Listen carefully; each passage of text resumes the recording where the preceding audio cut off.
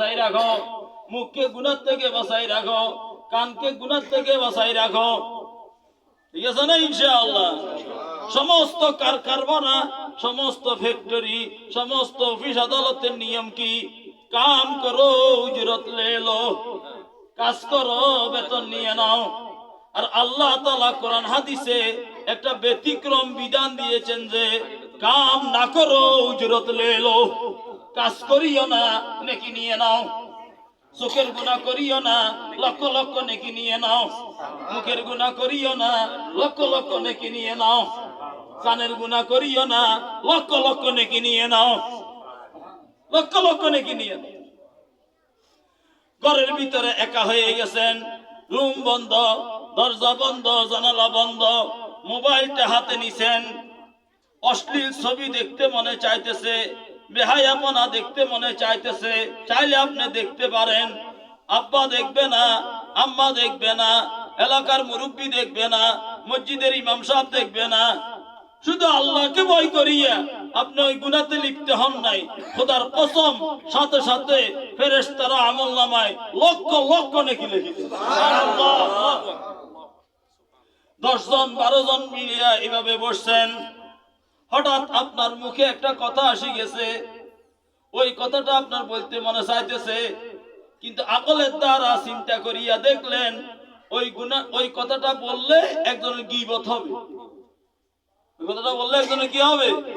শুধু গীবতের গুনাহ থেকে বাঁচার জন্য আপনি কষ্ট করে ওই কথাটা বলেন নাই, সাথে সাথে ডুগিলি ফেলাইছেন, জিপার আঘাত থেকে ভিতরে ঢুকে ফেলাইছেন, মুখে বলেন নাই, সাথে সাথে আল্লাহ তাআলা আমলনামার মধ্যে লক্ষ লক্ষ নেকি দেখি। সুবহানাল্লাহ। শরীয়তের বিধান দুই প্রকার, করণীয় বর্জনীয়। করণীয়টা করলে নেকি, বর্জনীয়টা বর্জন করলে নেকি। বর্জন করলে, বর্জন করলে কি? রাস্তা দিয়ে হাঁটিয়া যাইতেছেন, অন্য দিক থেকে একটা মেয়ে আসতেছে, সুন্দরী মেয়ে, নফসে বলে একটু তাকা, একটু দেখ, কিন্তু আল্লাহর ভয়ে আপনি চোখকে নিচু করে রাখছেন, তাকান নাই, সাথে সাথে আল্লাহ তাআলা আপনার আমলনামায় লক্ষ লক্ষ নেকি লিখে দেন। আল্লাহ বুঝার তৌফিক দান করুন। আল্লাহ আল্লাহ আল্লাহ আল্লাহ আল্লাহ আল্লাহ।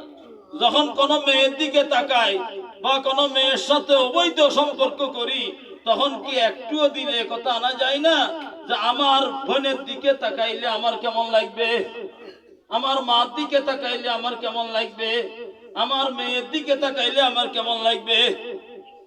আমি যার দিকে তাকাইতেছি সেইও তো কারো মা, সেইও তো কারো মেয়ে, সেইও তো কারো বোন, তাই না? এই জন্য নিজের চোখকে হেফাজত করব, গুনাহ থেকে বাঁচি থাকার আপ্রাণ চেষ্টা করব। তো বলতেছিলাম, যে ব্যক্তি আল্লাহকে লজ্জা করে সে 3টা কাজ করে। আমি কথা শেষের দিকে চলে এসেছি। নম্বর 1, ফালিয়াহফাজির রাস ওয়া মা ওয়া, মাথা এবং মাথার সাথে যে অঙ্গ আছে সেগুলিকে গুনাহ থেকে বাঁচাই রাখিবে। নম্বর 2, ওয়ালিয়াহফাজিল বাতান ওয়া মা হাওয়া, পেট এবং পেটের সাথে যে অঙ্গ আছে এটাকে গুনাহ থেকে বাঁচাই রাখিবে। পেটের সাথে লজ্জাস্থান আছে, এটাকে গুনাহ থেকে বাঁচাই রাখবে। নম্বর 3, ওয়ালিয়াযকুরিল মাউত ওয়াল বালা, বেশি বেশি মৃত্যুর কথা স্মরণ করিবে। মৃত্যুর পরে হাড্ডিগুলি কবরের মধ্যে পুরাতন পুরাতন হইয়া পড়ে থাকবে, এই কথাগুলি বেশি বেশি স্মরণ করবে। অতি সত্বর এমন সময় আসিতেছে যে আমার এই জানটা শরীর থেকে বাইর হয়ে যাবে। যখন শরীর থেকে জান বাইর হয়ে যাবে, তখন এভাবে আমার মাথার টুপির মালিকও আরেকজন হয়ে যাবে, আমার পরনের লুঙ্গির মালিকও আরেকজন হয়ে যাবে। আমার শরীর থেকে সবকিছু খুলে নেওয়া হবে। কবর আমার শরীরের গোশতগুলিকে খেয়ে ফেলবে, রক্তগুলিকে চুষি নিবে। এই মৃত্যুর কথা বেশি বেশি স্মরণ করিব, মৃত্যুর কথা বেশি বেশি স্মরণ করিব। যে মানুষটা 3টা কাজ করে সে আল্লাহকে লজ্জা করিল, সে আল্লাহকে হায়া করিল। নম্বর 11 নম্বর হইল আল্লাহকে মহব্বত করা, আল্লাহর প্রতি গভীর মহব্বত।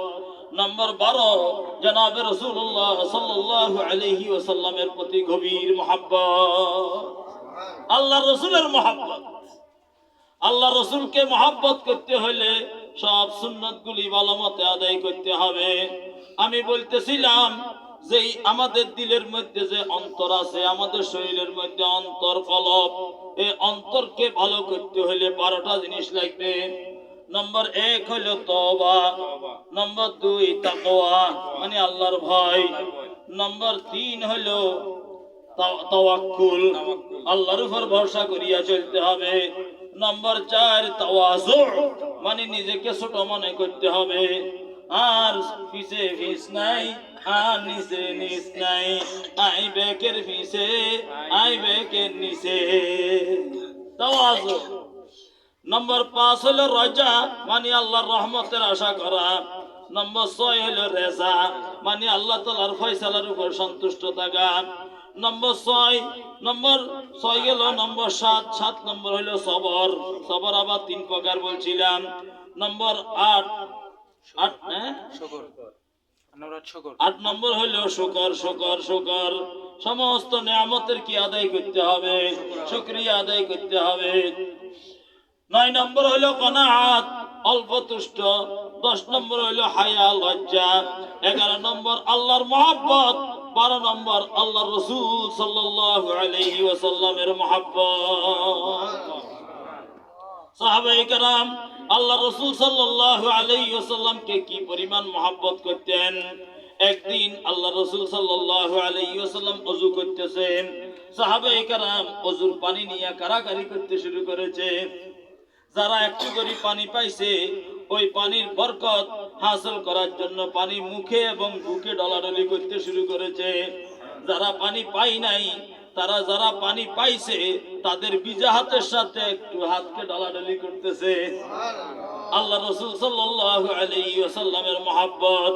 জনাব রাসূলুল্লাহ সাল্লাল্লাহু আলাইহি ওয়াসাল্লাম বলেন যে মানুষটা আমাকে ছেলে মেয়ে থেকে, মা বাপ থেকে, সমস্ত আত্মীয় স্বজন থেকে বেশি মহব্বত করবে না, সে পরিপূর্ণ ইমানদার হইতে পারবে না। আল্লাহ রসুলের মহব্বতে প্রত্যেক দিন দুরূদ শরীফ বেশি বেশি পড়বেন। সাল্লাল্লাহু আলাইহি ওয়াসাল্লাম, সাল্লাল্লাহু আলাইহি ওয়াসাল্লাম, সাল্লাল্লাহু আলাইহি ওয়াসাল্লাম, সাল্লাল্লাহু আলাইহি ওয়াসাল্লাম। আল্লাহ রসুলের মহব্বতে সব সুন্নত গুলি ভালো মতে আদায় করার জন্য চেষ্টা করিব।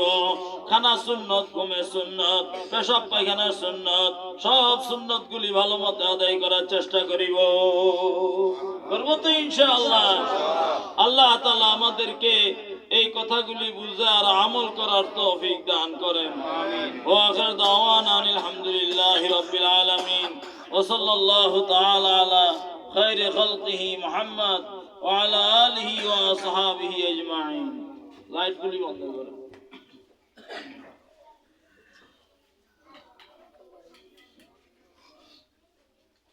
দুইটা আমলের কথা প্রত্যেকবার বলতেছি, জানি না কতটুকু আপনারা শুরু করছেন।